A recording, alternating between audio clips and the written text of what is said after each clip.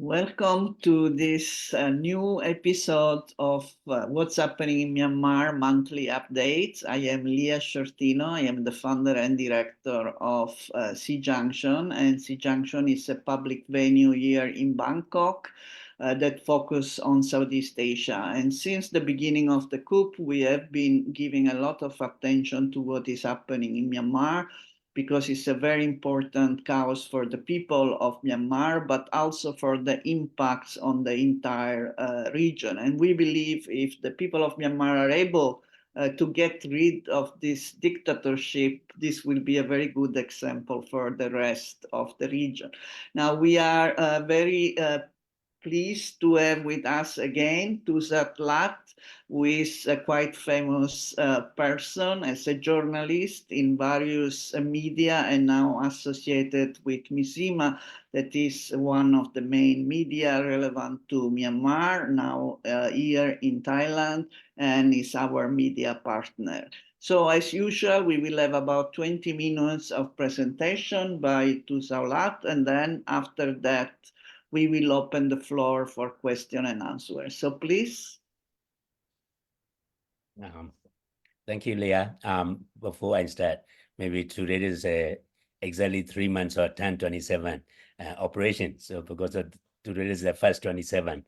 And also before I start, I want to acknowledge, we strongly denounce the sentencing of filmmaker Shin Dewi and filmmaker and journalist to the life sentence by the military courts, and also there are 52 journalists behind bar. I'd like to start with this one. So like today, it's also marked of the 3 month exactly of the military operation. So what happened last 1 month, mainly about military, especially there is surrender of the, complete surrender in the northern Shan state, the Takasa Laokai, and with the 6th Brigade General. That is the biggest issues within the Burmese Army entire 75th years or anniversaries. Can I have a slideshow, please? Yeah, next one. Yeah, next one, please. And then, yeah, next. Yeah, this one. This is the picture. Actually, these are the 6 Brigadier General. After the surrender, it is in a very simple little restaurant outside, but they have a little toast after their surrender to the resistance. First time in army history, and these 6 Brigadier General with the 200 army officer and more than 21,000 soldiers plus 16,000 family member and a lot of guns. They surrender without any, to the and expeditiously, they surrender. And this picture was taken, and the mail line army chief was very angry to see this picture after their surrender. And then, what happened is they took them to the Lasho, one of the military headquarters in the north, and then they sent 3 got sentenced to death penalty, and 3 got to life sentences. So this never happened. So this signal that for the soldier, if you don't even think about surrender, but it's a lot of surrender happening in everywhere these days, and also or defeated. That is the only choice that May Online respond. And he was very shocked, and also the first this event will be remembered. Also, the surrender date is on 4th January, which was the Myanmar Independence Day, Burmese Independence Day too. So I think these are the dilemma, and also I think a lot of ordinary soldier and family, they think these 6 Brigadier General, they saved their life, but for May Online, it is unacceptable because they got lots of firepower, but without shooting them, using them, they decided to surrender. And following that, also the first time ethnic employee, instead of taking POW, prisoner of war, they give some money and they transport back where they came from. And usually also at the moment, big problem with KNU, there are around 3,000 POW. So then they figured out a new way to engage with these POW. Instead of capturing, they just send them back. So that is also first, test case for the resistant group, what to do with the POW. Next slide, please. These are the few pictures of the soldiers sending back. See, you see that? And soldier without fight, the next standing is the Three Brotherhood. It is a Kogan soldier uniform. Those guys on the trucks are the Burmese army. They all sent back to Lasho. Next slide, please. And these are the guns. 4,000, not only small gun, anti-aircraft, heavy artillery, they all seized. So what will happen is with this newly acquired weapon, the resistance got more firepower than before. And also, this can, some people say it's worth more than $100 million worth of weapons that they seize. One of the biggest MCs in Burmese entire armed history. Next slide, please. So this is so far, last 1 month was heavy fighting, and so far 31 township under resistance control. And then we know that there were 700 SAC soldiers run into India. Also, ironically, they sent them back. There was a plane accident, on the runway. And also there are reports that unknown number of soldiers run into China as well from the KIA area. And also there were unknown number of soldiers in Thai soil. They were mysteriously around 150 soldiers near Mesa. And also there are another mass surrender happened in the Arakan on the western part of Burma border to AA. So around 300 soldiers. And also it is seizing a lot of town this day. So that is now we as a journalist are very busy keeping an eye on this newly liberated or newly semi-liberated township, and which is so far 31 about their administration and who were due for garbage collection or water or telecommunication. We're trying to get access to information to those newly liberated area as well. Next slide, please. Okay, this is another controversial. This guy, actually, he is a lecturer. He's not even a combatant. Also, captured by PDF in Mandalay, in Nong Chau. His name is Lieutenant Colonel Tao. And when he was a POW. He was arrested and he surrendered. And then he smiled, and then again his family got trouble because he is relieved to be alive and no longer relieved to be no longer defense position. Why Nong Chau? Nong Chau is very close to Pyongyang, the Army Defense Academy. He is a lecturer. He is an engineer, and so he gave the interview that as an engineer, when PDF start, he know that they have firepower. It's almost impossible. But after 3 years, he respect the PDF. And then in his interview said, if PDF and resistance continue this pace, the war will be over within 2 years. That's not my word. First time ever, a timeline given by the Burmese army officer. So that's also make another interesting one. Next one, please. Okay, this is the recently happening PGF on the Thai Burma border. And Sciortino was given the honorary title by Mainline and also I think maybe strongest BGF, Border Guard Force. It's more than 4,000, but I know I think there is a 13 battalion and they claim each battalion more than 500. So number will be around 4,000 to 7,000. So it was very recent. And so when number 2, after WD to Mainline came to Pan and negotiate them, not to keep the agreement to continue as a border guard, but they are saying that we no longer taking salaries, and also we don't want to fight current Ukraine. Now, as of now today until this morning, they retreated to Shwekogo, and which is a Myawaddy and very close to next to Mesa. So they no longer stationed around Karen and Mon area. So this is also another happening. So far there is an estimated around 20,000 BGF. But now BGF and Kogan is gone. Now it's the biggest breakaway, or BGF, no longer taking order from Burmese army. This is also another significant military blow. That's why, so when even the WD chief commander and next to mainland came one day to negotiate, but so far they are saying no longer take command and salary and support from the SEC. This will be another significant flow that impact on the Thai-Burma border trade as well. Next slide, please.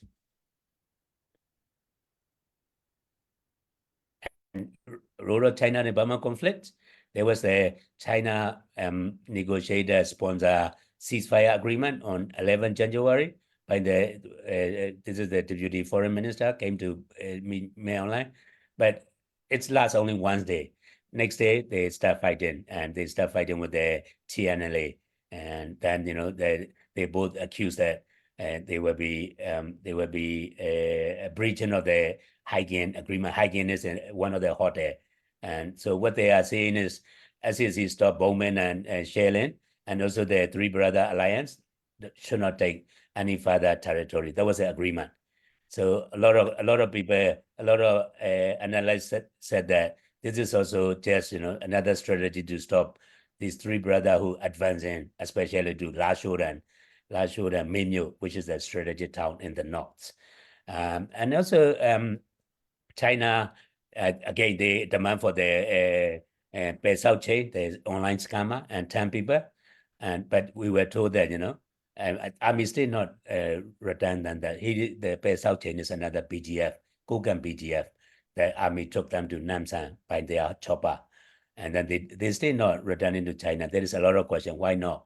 And there are a lot of speculation. If they return, then they will be linked. There is a link, top brass Army guys, corruption and getting benefit out of this online scam. So that's why they still keep those, the Chinese scammer and PGF under SEC control. Next slide, please.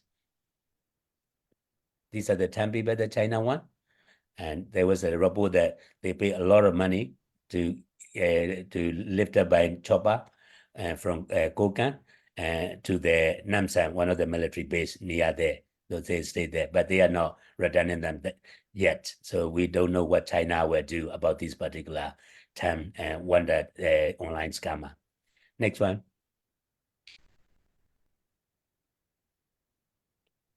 And this is about impact of the China. One of the China and negotiation is to reopen the border trade. There are 5 border trade, namely Muse, Lueje, Chinshui, Kanpai, and Maila.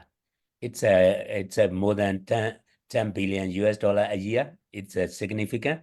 So now these are all fall under the Three Brotherhoods and resistant group. So that is if you talk about Burmese economy, there is a border trade is significant.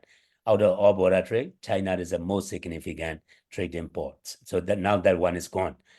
Even China trying to reopen this trade route. And so we don't know about this future. Again, the BGF and new, a break away from Burmese army also impact on the Thailand-Myanmar border trade. And also AA, they took over the town on India-Bangladesh border. So that is also another significant blow. So I think seem like resistance groups are, systematically taking over the border trade points on China-Burma border or Thailand-Burma border and also India-Burma border. So these are the very significant one. And on top of that, the Chin also declared, Chinland Council that there is a border trade with the India-Burma border. Now it's also complete under Chin resistant forces. So we are also quite interested in what will be the alternative route, because this impact on daily people living. They do a lot of petrol and other, imported from this route. Apart from shipping. So these are the significant impact on day-to-day ordinary Burmese people living, impact everywhere about this impact of this closure of border trades.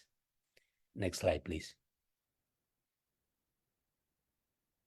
And ASEAN, again, but tomorrow and the day after tomorrow, there will be the ASEAN foreign minister meeting. First time that Laos appointed the new envoy. He also, Along Kong, and he met me online, and also he met with the ceasefire and SEA side ethnic groups and political parties. It's around 10, 11. And also he met the NUG Ministry of Foreign Minister Mizzima online. So there is another ASEAN trying to move.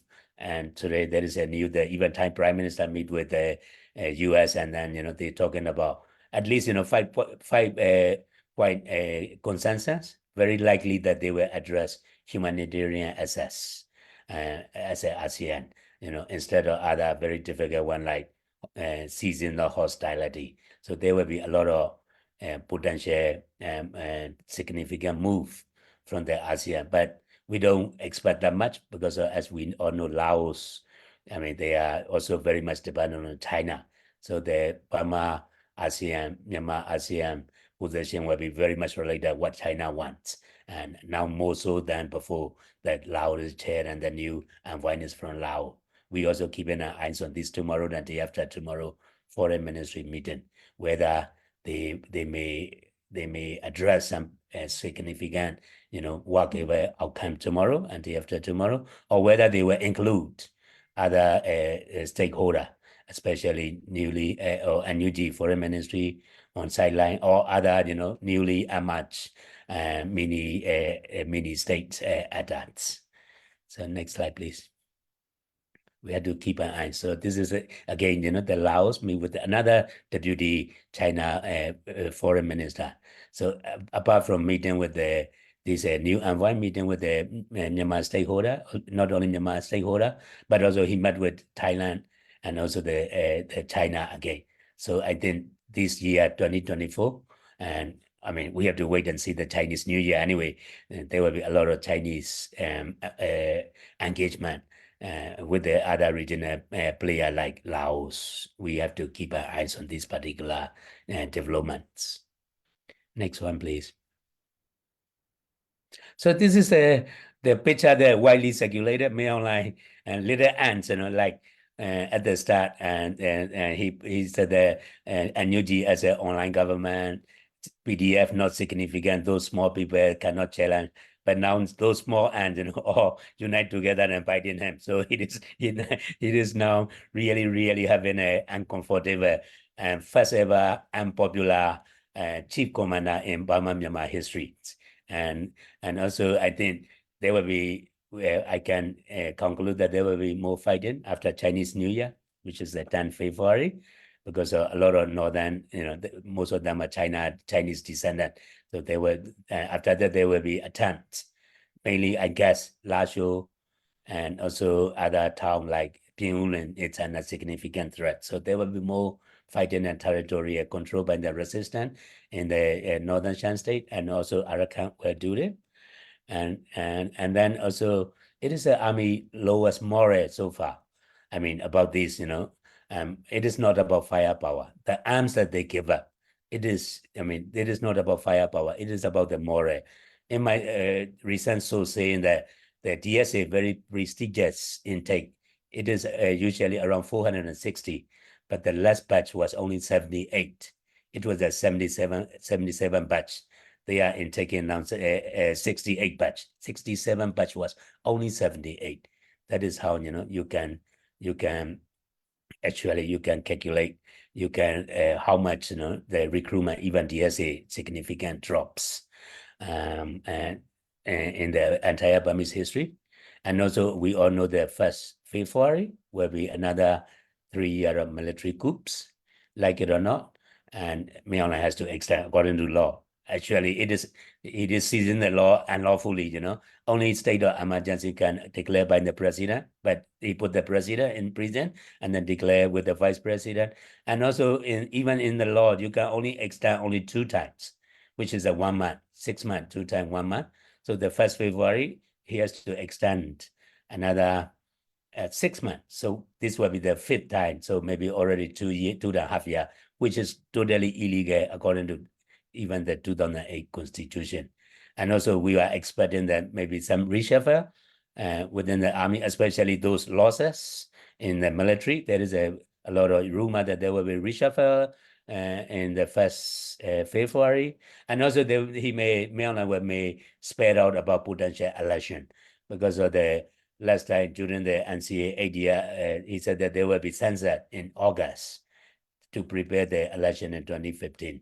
So that is what we are also keeping eyes, and we are waiting, but definitely extend another 6 months for the security reason. So we like to listen. Maryland has to brief National Security and Defense Council on 1st of the February. Then definitely he will extend, and then what will be his speech, addressing, because of his delivery. I mean, they're not mentioning about Operation 1027. It is now I mean, whether he will address and admit some of his failure and so far. So these are my presentation, and I will be happy to talk or any question, clarification. I will be happy to answer about all your questions. Thank you very much for this very comprehensive, and as you say, it seems this month has been mainly about armed struggle and the positive development that you envision. As a clarification, the brigadier that were killed, that received death sentence and a life sentence, they were killed by the military. No, I mean, if you got life sentence, they don't No, it's immediate. the first light. Yeah, They were not. They were not. that had surrendered. No, there was they took them back to Lasho by Chopa, and then they were sentenced there by the military code. But they are not. They don't. I mean, if you got life or death sentence, they don't care immediately. They keep you in. That is actually more like symbolic punishment. There are two other brigadier general also captured. One by Kokan. I mean, he appeared in the and one is in Arakan. So I mean, they were again POW. They were arrested, but they didn't kill them. But they got their life sentence and also the death penalty. But they're not by the military code, so they're not really carried out yet. They just got their sentence. It's more about. Don't even think about that's a message actually. Don't even think about Sarana. This is what you get. That is the highest punishment. And that is also another controversy because there are like altogether around 4,000 soldiers and family, 21,000, 2,100, more than 2,100 soldiers, and the other family think that these 6 brigadier generals saved their life because they were saying that there were no recruitment or no air support. Only they're going to kill in action by the resistance forces. So they think that this brigadier general saved their life. And then now the Maryland give them sentence them, especially angry that picture that I show you, eating, or drinking with the resistance force, smiling, after then he go too far. So that is also another within army really disappointed about this harsh punishment against their brigadier general. That is a lot of talk about this, this heavy harsh punishment within army at the moment. So after they surrender, they are sent back. Yes. Again, this is another Hogan and 3 brother. Usually, like in current, they took the POW, but so far there is a big problem about 3,000 POW. They don't know what to do, and I think ICRC should do something about it, but they are not going to do anything anyway.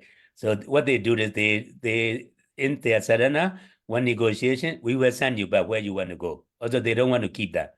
It is impossible to keep 4,000 people with the security, the ex-combatant. So what they do is now resistance find a new way that they just provide transport to send them back where they came from or where they wish to go. So they all arrange their big transport back to Lashore and other designated area. That is true. So along with 200 other officers and 21,000, almost altogether 4,000. Biggest Southern Burmese army, 75 years of entire history. Okay, there is a question, but I cannot read it yet. One moment. For some reason, and Lynn, can you please? Okay, what is the opinion on situation of Sagaing and Mangwe region? So what is your opinion about the situation in this Sagaing and Magwe region? Okay. And then do you think that they have the ability to fight back the military? Oh, yes. I think it's some town like, in Zagaina Magwe. Out of these 31, and some are from Zagaina Magwe. Actually, Zagaina Magwe is a NUG control, apart from ethnic control. So I think, and also most IDPs, Sagai alone 800,000 IDPs, Magwe more than 200,000, according to UN OCHA. But because of the military pressure in the northern Shan State and Rakhine, there is a less military pressure within Zagaina Magwe. And then, there is a first ever bank from the NUG, Spring Bank in Colin. It is in Zagai area. So there are three to four areas that completely liberated. And also Zagai is, almost most most of the Magwe is border with Chin area and Zagai area. Most of the Magwe area is controlled by the resistance. So I have to say, more or less, it is a NUG direct control or Burma majority, also fair enough, because other area is ethnic control area, so they like to keep their own administration. So that is Sagaina Magwe is the only NUG very effectively doing their local administration, police, court system, school, and especially in the Magwe. So I think they are in control. Also, in terms of military, it is a military area one by NUG MOD. So I think they able to. There are less fighting these days because of they're fighting everywhere. A lot of small little army outposts retreated from these two particular area because of they are fighting many area now is fierce in Arakan and also in these, and northern Shan State. But now recently there is another fighting broke out in southern Shan State. But that was yesterday. One of the NCA ceasefire group already declared that they no longer in ceasefire. They already waited for 8 years and nothing happened. So there is a movement this morning, another PNLO, but and in the southern Shan State start fighting near Cizana other, not far from Taidong, Tachile, from there. This is also first time happening in southern Shan State. So I think apart from Sagaina Mogwe, so fighting everywhere. That's why, we will see more fighting maybe after the Chinese New Year and clashes. But Sagai Magwe is almost, complete under control. But it's very massive. There are 577 newly found armed groups. I think around 300 alone from Sagai area. Very, very complicated in terms of central command or central, government, and also Burma majority areas, never experienced like what ethnic people experienced before. Okay, another question. What do you think will happen with the humanitarian corridor and cross-border aid with the ASEAN Assistance Center that Thailand is talking about to create? Actually, we welcome all attempts, cross-border aid. It's happened. Thai foreign minister meet with SEA foreign minister in China, and during the meeting, he suddenly declared there will be new task force. But I was on borderline recently asking Karen, they're not aware of that. They asked me, what is it? Is that time really serious, And also there is a very, I met a few opposition like Move Forward Party. They were asking, everybody seemed like Thai politicians have also willing to do something about humanitarian. Either they got a humanitarian safe area or humanitarian corridor. But I welcome, or most of them is welcome, at least, going through, always Nebido or from the inside, you are not reaching where the need is. We've been asking around, especially Zagai Magwe, the newly IDP is 2.6 million so far, according to OCHA. They are not reaching. So only way that you can do, it's either Thailand border or India border or China border. These are the only potential humanitarian cross-border aid. So there is attempt, but on the ground, there is no significant move. Because the last time I was told that they are waiting to appointment of Thai National Security Council. Now they already got the Deputy Commander of Police Chief. because all three parties has to agree from Thai side, namely Prime Minister office and Narendra Zone 3 Army and also the National Security Council. Then they can actually really do. But we really appreciate or welcome this potential, cross-border humanitarian corridor approach. At least, somebody addressing it. That is also ASEAN. I think the ASEAN foreign minister should focus on this particular effort, to reality, because we can't wait and the conflict is going to settle. There are more people. I mean, like current area alone, before the military coup, there were only 200,000 refugees. Now there's 700,000. And along the Thai Burma border, it is 1,320 kilometers. It's along there. And also currently, smaller state, there are only 300,000. 200,000 are now refugees and IDPs and got no access to any humanitarian. So this is anything, from the Nebula Center or SAC Center to the cross-border, it's welcome. And I think personally, it will be more effective, to engage from the different. And also we should engage from the India side too, because the chain is almost liberated. And also they can reach to Sagaina Makwe from India border. So both areas should attempt other cross-border humanitarian aid. So serious about it. But so far nothing actually happened on the ground yet. We like to see, this actual new approach. It's working with the new Thai administration. But you think the ASEAN Center assistance has the capacity to do that? I mean, there has been a lot of discussion before about they have capacity to deal with disaster, environmental disaster, floods, and earthquake, etc., but they don't have the capacity to really intervene in conflicts. So you are optimistic about that? That is one follow-up question. If indeed they are going to create this corridor with ASEAN assistance. The other question are there any expectation that Thai will intervene the armed group along the border, like the Chinese government do in the border area? Thai senior general are still showing the relationship with the military in public. Okay, maybe AHA Center, probably we need to figure out ASEAN mechanism. So far, there is potential only AHA, right? That is the most relevant one from the ASEAN side. But Yes. whether do they have an experience like UN or Red Cross? I think combined effort will be really interesting. I think AHA Center alone, I'm not sure whether do they have experience to deal with these, mass. I'm talking about, I mean, at least 3 million people, IDPs alone. And according to UN, like 70 million people needed the humanitarian aid. Do they have experience handling this scale apart from UN? Also, for your information, yesterday, some 80 envoys trucks first time reached to Magwe area, but they keep it very low profile. I don't know why. I want to make the news. They said, no, they don't want it. It is the first ever UN attempt reaching the area, because I think there is a UN attempt that, May Online to refer his case to ICC as blocking humanitarian as a war crimes. It's getting at least some movement that I see first ever truck or humanitarian assistant get into Magwe area. I'm talking about yesterday. I spoke to one of From my where? locals in Magwe.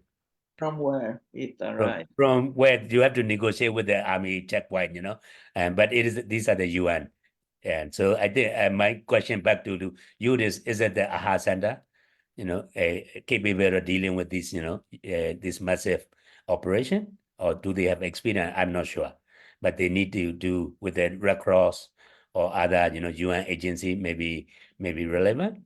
But we can, I mean, from the ASEAN mechanism, we were more likely to work because the ASEAN is our neighbor, more relevant and also more access, right? That is also, I think nothing's wrong to trying it. We haven't tried it, and we don't know whether they are capable, their capacity to deliver this one. But definitely there are people needed.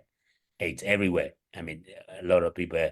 I don't want to see my people, another hungry than another potential disaster, humanitarian disaster. It's happening, especially in the currently. There is a lots of shortage because of army full gut campaigns and blocking a road, and refugee has no access to food and medicine. Yes. So Before you move to the other question, because we got another question related to this, the comment is, but then if there is this aid and it's coming through the military, if the aid goes through the SAC, who will weaponize it? He will use it his own way, right? I mean, that is the concern in terms of Thailand dealing with the SAC or ASEAN dealing with the SAC or the UN dealing with the SAC rather than with other parties. So what do you think about that in terms of making sure that the aid and the money that goes with the aid doesn't fall into the military hands? you can look at the Mocha relief. They lock in their hangar. There was I think Indian and a few other, even the disaster. Did the SAC deliver it? I don't think so. They lock in those, supply mean lock up in the military base. And although I think the Indians and 3 Navy ship and also, I mean, if SAC, there is again, it is illegal to, there is a unlawful association act. They are the one deliberately cutting all the access to medicine and food, right? Especially those who they portray as a troublemaker or rebels or terrorists. They don't want. They are the one doing the full cut campaign, not the people or not the resistant groups. They deliberately starve it. So, I mean, but the problem with UN is, or UN or other, state to state. At that is they only go deal with state to state. That's why, we always advocate, and especially like this time with the territorial control. Another question I would throw back is whether those, ethnic group will accept if the aids come from SAC. So aid has never been purely aid as a weapons, all the time. Only those allowed and those not allowed. That is a always question: who is allowed and who is not allowed. It is not, it is also who is feeding and who is delivering. It is a deliberate and cut off. I mean, to some of the conflict area by SAC. I had interview with the Chin spokesperson deliberately. He said that we control 80% of our territory, but the humanitarian aid came from SAC. We are not going to accept it. He make it very clear. So I'm not sure about other, maybe similar attitude, So I think we need some neutral, not through SAC, neutral organization like UN or AHARA. That would be much more better. But we can no longer wait. And also people cannot wait until the settlement. Also very simple thing like the immunization. I worried about my new generation. Little kids are not immunized for the last 3 years because of this conflict. What will be their future? How they growing up? A lot of preventable disease, with these new young kids. Who is going to address? So we need someone neutral and able to actually deliver aid as a aid, not as a politics or as a weapons. So there will be controversial.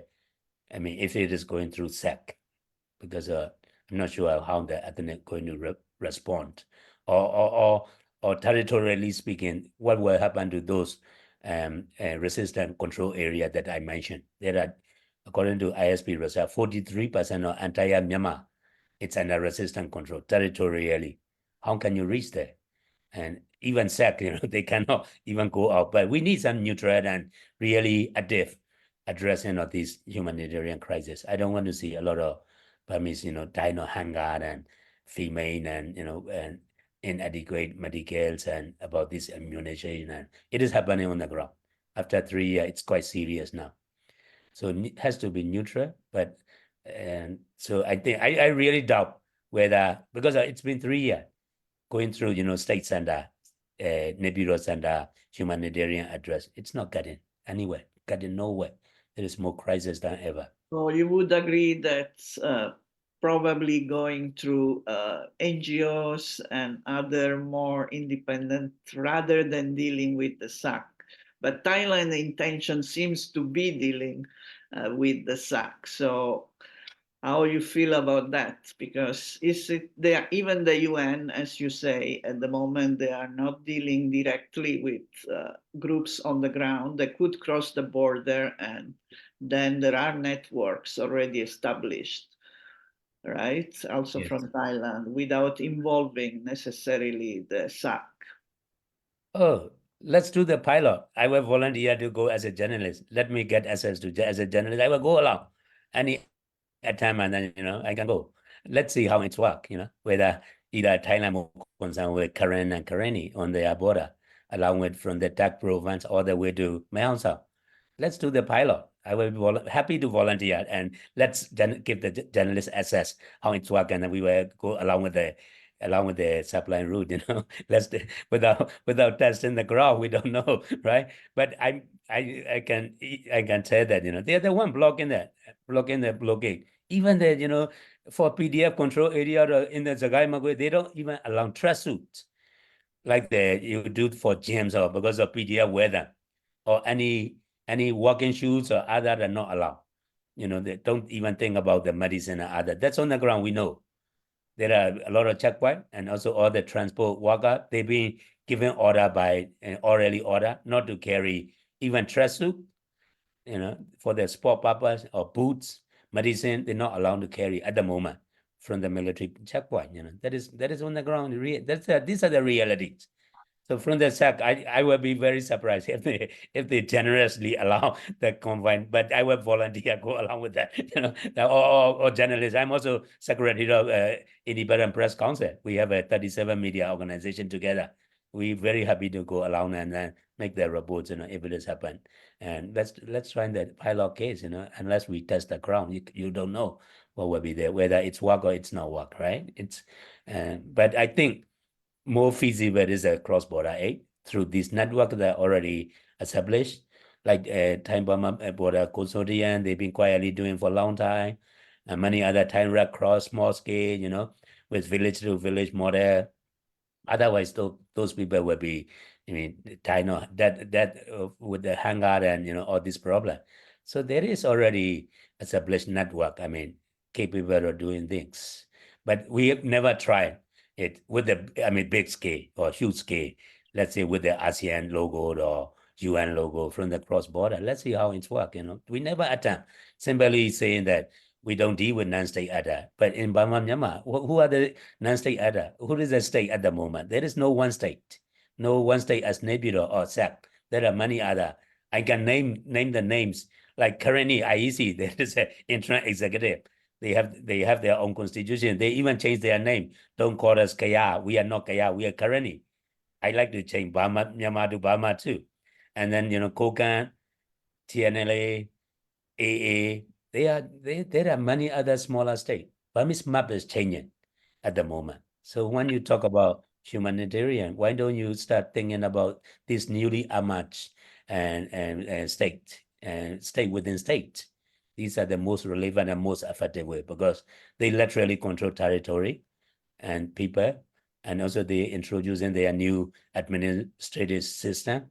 So now journalists are very busy trying to figure out what are those newly introduced, administrative system. So trying it, there is, the army as an institution or state or SAC only state that no longer relevant at this stage. So you have to start thinking about, state center, what is Burmese state? Burmese map is changing.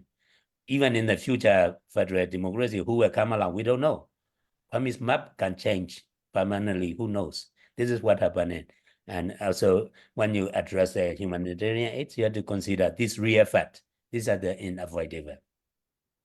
Can I move from A to other? What is that? We have like the Thai road? Yes, there was a lot of comments about I can happily. I'm journalist, I think you agree in the end. The argument was that through the Thai Border Consortium, civil society organization, and other network, ethnic groups, etc., is a different way and more effective way, I think, is what you are also saying. But let's go now to the other question.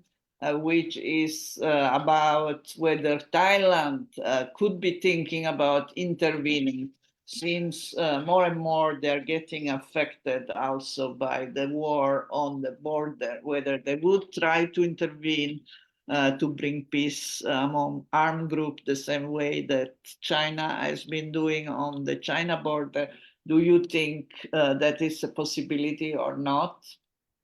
But And then, yes, and then related, Thai senior general are still showing the relationship with the Thai military. So what do you expect from that? oh, nothing's wrong with army to army. There was a Thai and chief commander visited to mainline, and I mean it is. But I mean Thailand is not China, not powerful as Chinese. No one dare to lose face with China, SAC or Three Brotherhoods or other resistance. That's why I mean it is a different role playing, especially China. As a war power border with Thailand, and also diplomatically, SAC cannot lose face with China. Only China and Russia is backing at the moment. But even that, China is, I mean, trying to keep distant. But they also Thai traditionally never involved about their or most of the ASEAN about their constructive engagement or non-interference.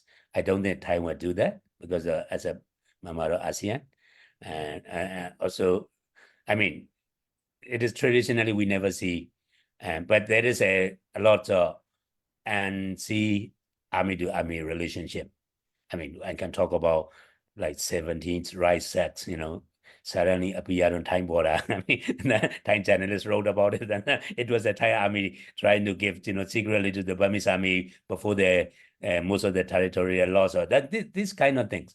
Also, there was a mysterious 80 Burmese soldier near the near the Myawaddy, and then there was a trying to get a code from Thai army. They're saying that they don't know about this incident, but literally we saw it. I mean, with the journalists even saw it and got some approved. So I don't think Thai will, I mean, openly, I mean, take sides or openly involved in the conflict. It's not the Thai way. But at the same time, Thai will do Thai way as, dealing with all the stakeholder. Thailand is also, I mean, I really appreciate without Thai help. I mean, they do with all the stakeholders. That is the Thai. They will figure out who can talk with who, then who can sit with who. That they not never take one-sided. They will take all-sided. That is the Thai way. And also militarily or regional power, I don't think, SAC also will accept that and cannot compare with China. China is different issues. A lot of ethnic proxy to, I mean, also they don't like them to call them Chinese proxy, namely Wa, Kokan, they don't like it. But of course, some issue like cross-border crime or scam, Thai also having problem. I was the other day with the money laundering and a lot of Thai citizens being targeted as scam. All the scam come from from Burma, especially Chicago, very notorious. Again, very complicated Thai internet and electric supply. They can talk about these issues about cross-border crime, drug. Now, Burma, Myanmar, welcome to the conflict. It's a number one, most drug trafficking. And recently we saw 50 million, amphetamine in Kanchanaburi. Kanchanaburi is not the drug route. There are new routes within Thailand. Yeah, they can talk about it. This real issue about, illicit economy, drug, and human trafficking, online scam, rather than taking the side that we were support the Karen or Karenid or armed resistant, or we were support the Burmese army. This is not the Thai way. I don't think they will do that. Also, it's not very wise. Actually, there was exactly the question. The cyber scam center have moved from Shan to Swekoko, another area on the Thai-Burma border. What will Thailand do about that? So exactly what what you are saying is... Oh, these are all interconnected. Conflict, scam center, illicit drug, money, corruption. And what China pressure Thailand to address this issue? That is again because I mean, Chinese don't even think about stealing money from Chinese, and they losing 14 billion a year. They're very angry about that. So far, we know, according to CCTV, 40,000 Chinese been deported from Burma alone. 40,000 significant. There are a lot of activities around Thailand-Burma border, namely very notorious Myawaddy, Sri Koko, another area. These are on the time soil. Recently, there was a investigative piece that all the internet, it's from AIS and Truth and electricity. So what China put pressure, I think probably Sciortino, the current BGF. Most of the business is run by current BGF. Now they see it is changing the side. That's why I put in my presentation, what will be the future of BGF move and how are they going to address this scam center issue, right? Because it's under their direct control. It is not, I mean, KNU has also investigating, and a lot of current civil society putting pressure on KNU leader to address this. So these are the issues, and transnational crimes or scam are all related to conflict or someone benefiting out of that. I just show that there is a Taiwan that by South China family. Burmese army, took them on the plane and then put in Namsan Air Base instead of returning. Even they lose face with China, they lose. I mean, what if China want Sciortino, Maybe he would think about it too. These are all BGF, Kogan BGF involved in scam center. So there is another BGF on the Thailand-Burma border. It is, a lot of people know about it. Then there will be a lot more pressure about this. So these are all related. I mean, scam center on the border, and also who control them, who allow them. And this is the behind the conflict. These are the real fact that a lot of transnational crime. That's why I always advocate Burma-Myanmar issue. It's not only internet issues. There is a spillover, this crime, drug, human trafficking, and even nobody address about weapons and smugglings and guns, and there is a lot of other illegal activities happening, especially on the borderline, mainly on China, Thailand, probably in India too. So these are the issues. It's not merely Myanmar internet conflict. These are the impact of conflict. People has no job opportunity, then they turn into poppy. Then Burma, Myanmar became a war number one, beating the Afghanistan and the producer. And then where do they go? Through Thailand, India, China. These are the route. These are the crime syndicate. So this is not, unless there is stability in Burma, these are the unavoidable problem. There will be more scam center, more, more targeted and more safe even, because our army is corrupt, and a lot of other armed groups are corrupt. Then corruption can allow all the illegal, illicit business under their watch. So these are all interrelated issue to the conflict. So that's why, we talk about military conflict too. Now, all these, scam and A lot to talk about. We have two more questions. Actually, you have already raised more or less before, and then I give you 5 minutes to conclude looking at the future, since this is the 3rd anniversary of the coup. But first, you mentioned, and the question also mentioned, that there has been no vaccine being done in the resistance area already for 3 years at least. What are the consequences of this? You have any information about children dying or suffering from disease? Is any health information from this area that you know about? That is also for I think the mothers and vaccination of the mother and other issue. I mean, do you know anything? on the border. I mean, it's easy. You can go to Mesa Hospital, like malaria, dengue. There is re-emerge. Thailand don't have malaria long time, but there is another case, re-emerge case. You can easily get data from Mesa Hospital. Yeah, for those near Thailand, but yeah, for other one. Many other, I mean, 2.6 million recognized IDPs by OCHA, right? Majority are children and women. because the men are busy fighting with the gun, big guns, and then who is addressing? Where can I mean, which agency, which country actually specifically addressing this issue and dealing with that? What, WHO? I doubt it. They have number or Save the Children? I doubt it, because of conflict, ongoing conflict. They have no access. They do hospital, even these preventive disease by immunization. I don't see any massive. So I think if no one is doing it, we better start doing it. There are some agency already out there. Probably they have the number, about specific area, specific number. So if they came out with 2.6 million IDPs, I'm sure how many children, and but then you can look at how many Medicare center specifically dealing with these issues. Then you can, these are not very difficult to assess. But nowadays, as a researcher, people don't even know about the number, there is no research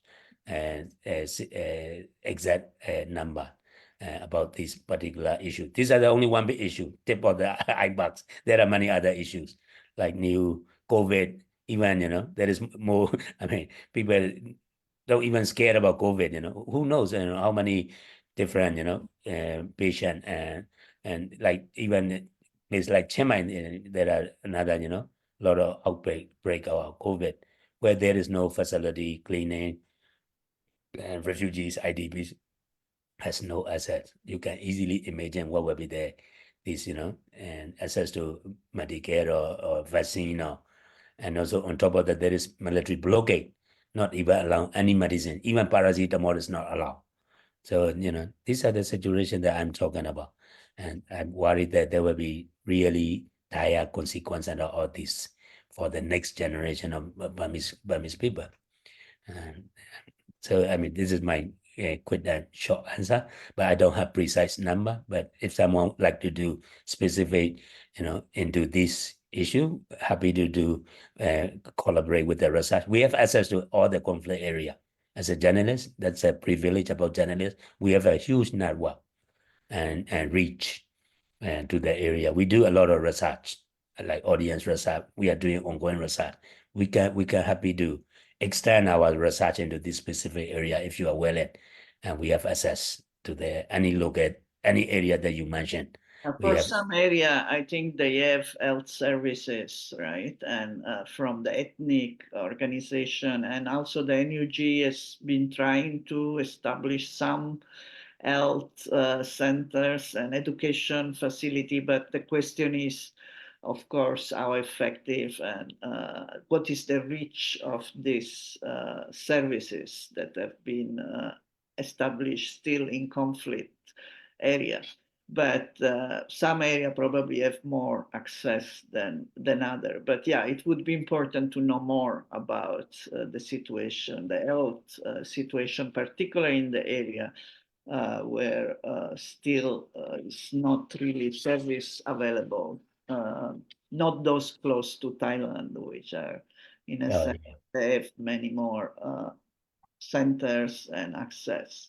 Okay, so now the last reflecting on the future, I think since this is the third year anniversary, a lot today, I think many people, the one who believe in the armored chaos, they are more optimistic, although we know with 500 arms and will be a big challenge later on to talk about reconciliation. And I know you are interested in reconciliation too. So maybe you can tell us your vision for your fears and your hopes for the future to conclude this update. Yeah.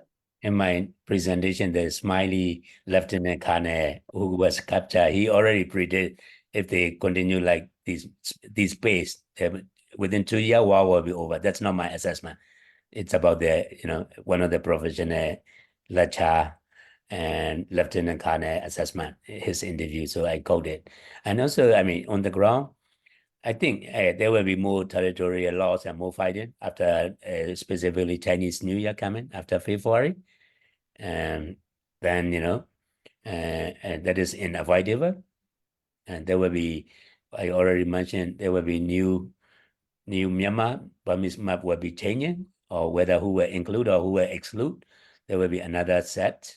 And also about reconciliation. I did my fellowship in South Africa about reconciliation and other, transition adjusted. Or I think we need a lot of DDR, SSR, I mean, and disarmament and the destabilizing and reintegration process, and also SSR, security sector reform. A lot of people don't know how to deal with. There is already 14,000 CDM soldier and police, and 3,000 POW, and also recently, around 5,000 soldier. And how are we going to deal with this security sector in the new Myanmar or new Burma and transitional government? There will be a lot of talk about. Also, we cannot ignore about justice. At least you need to address minimum form of justice, either transitional justice, social justice, or criminal justice. Or I don't think Burmese justice system, capable of addressing all these things. This is also again another international and regional role, ASEAN or UN, about this. But I have no doubt that Burma will enter into another transition. And also SAC, their exit strategy, they will announce an election, because they already said there will be sunsets in August, and there is a timeline. So 2024 sunset, 2025 election. But whether can they actually do it in those lost control area? There are a lot of SAC free area in Rakhine, more happening in Karenni, in Chin, and most of the current state, and most of the northern part of Shan. Now it's going to the southern part of Shan. So if you look at the Burmese map, there are a lot more new player. I mean, another smaller state with capable of territorial control start doing their own administration. So how do you look Burma, Myanmar, after 3-year military coups? We should start thinking, we should start changing all these, power center. It's no longer relevant, and start seriously thinking, who are the new player? How can we address issue like reconciliation, peace, transition justice, and also these, SSR, DDR, and force reform. I mean, from both Burmese army and those 577 resistant group, how you're going to address issues. So these are the inevitable issues. And also on top of that, there is economic issues that Burma, Myanmar, because of mismanagement, sanction, and this morning there is a report that people start taking gold illegally back in the Mizo, where the ARD started in like Kachin State. We will see a lot of environmental disaster because there is no administration and real enforcement even, and administration because of corruption. All this illegal mining, digging, natural resource extraction will happen. So these are the issues, but we cannot avoid it. But we have to be realistic and start accepting the reality that there are more than one player, more than one power center in Burma, Myanmar. There are a bit more other relevant player happening, and how do we make the best, address these current, current issues of Burma, Myanmar issues. Thank you very much. Thank you very much for this interesting conclusion. So still long, still 2 years, but already start to prepare for a different future and start to talk about reconciliation. I think this is the summary of your, as I perceive it.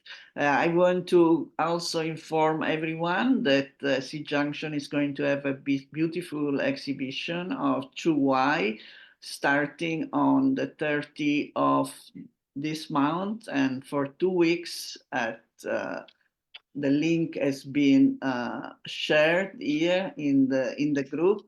Threat under threat, Myanmar women out of the 3-year coup shadow is really different from the exhibition we have held previous year, which have highlighted more the dark side of the coup. This time is more about the beauty and the resilience of the people of Myanmar as personified by women and their struggle against patriarchy as well as against dictatorship.